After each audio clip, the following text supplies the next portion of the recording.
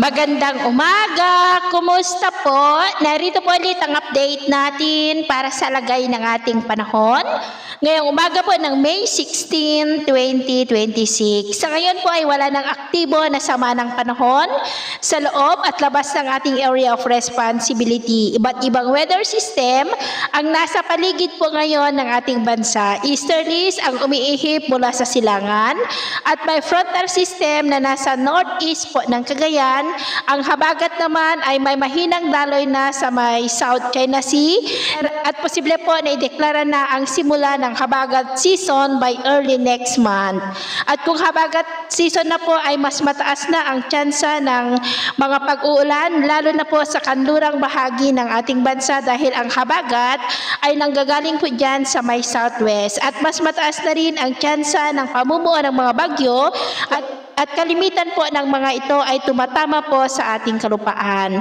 Mayroon din po ngayong intertropical convergence zone pero nandyan po sa silangan ng ating bansa. Ang ITCJ po ay salubungan ng dalawang magkaibang hangin na mula po sa northern at southern hemisphere at tinagurian din po yan na breeding ground ng mga sama ng panahon. At ito naman ay pinapakita ng forecast model natin pong ginagamit hanggang po sa susunod na 2 linggo. At sa lagay ng ating panahon, ngayong madaling araw ay maayos naman ang panahon sa malaking bahagi ng bansa pero may tsansa pa rin ng mga isolated rains sa ilang bahagi po ng Central Luzon, ilang bahagi ng Calabarzon, Marinduque, northern part ng Cebu, Sulu Archipelago, ilang bahagi ng northern Mindanao at Sorsogon. At mamaya po ay sisikat ang araw sa malaking bahagi ng bansa, mainit at maalinsangan muli ang panahon.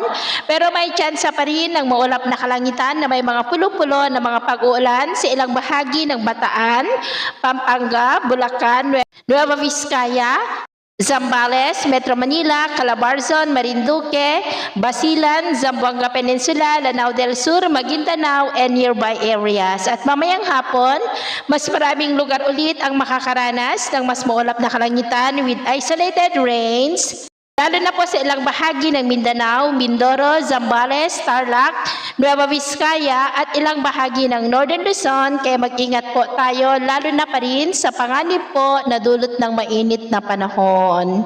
At sa atin naman pong mga baybayin, wala po tayong nakataas na anumang gale warning signals pero iba yung pag-iingat lamang po kung papalaot tayo para po mas makaiwas sa mga sakunang pangkaragatan.